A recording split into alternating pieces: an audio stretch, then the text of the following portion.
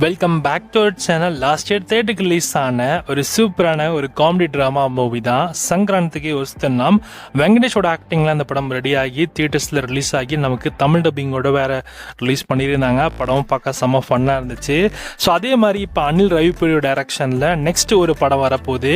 And இந்த படத்தோட பேர் தான் மனசங்கரா வர பிரசாத் காரு.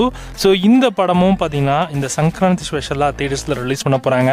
அஃபிஷியல் கன்ஃபர்மேஷனாக கொடுத்துருக்காங்க. ஸோ இந்த படம் வந்து நம்ம சிரஞ்சீவி மற்றும் நயன்தாராவோட நடிப்பில் வெளியாக உள்ளது. ஏன்னா இந்த படத்தில் நயன்தாரா வேறு நடிக்கிறாங்க ஹீரோயினா.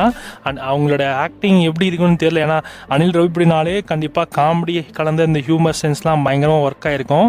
ஸோ இந்த படத்தில் நம்ம சிரஞ்சோட பெர்ஃபார்மன்ஸ் எப்படி இருக்க போகுது, ரெண்டு பேருமே பார்த்தீங்கன்னா காமெடிக்கு அப்பாற்பட்டது. ரெண்டுமே வந்து ஆக்ஷனை ஒன்று சீரியஸாக கேரக்டரில் நடிக்கிற மாதிரியான கேரக்டர்ஸ் தான் இருக்காங்க. ஆனால் அவங்களுக்கு எப்படி இந்த படம் காமெடியாக ஒர்க் ஆகும்னு எனக்கு தெரியல. ஸோ டைட்டில் கிளிம்ஸாக இருக்கட்டும், சாங்ஸ்லாம் வச்சு பார்க்குறப்ப சாங்ஸுமே வந்து வச்சு பார்க்குறப்ப இந்த ஃபன் ப்ரெஸ்டேஷன் அந்த சங்கராந்தி குஸ்தனம் அதே மாதிரியான ஸ்க்ரீன் பிளேல தான் இருக்கும்னு நினைக்கிறேன் படமும். ஸோ அந்த ஹஸ்பண்ட் ஒய்ஃப், ஸோ இந்த மாதிரி அந்த ஃபேமிலி சென்டிமெண்ட்டு, அப்புறம் அந்த காமெடி, அந்த ஹஸ்பண்ட் அண்ட் ஒய்ஃப்குள்ளே இருக்கிற அந்த பிரச்சனை, அதை ரொம்பவே ஹியூமர் சென்ஸோடு சேர்ந்து கலந்து ஸ்க்ரீன் பிளேயை அனில் ரவிபுரி சார் நமக்கு கொடுப்பாருன்னு நினைக்கிறேன்.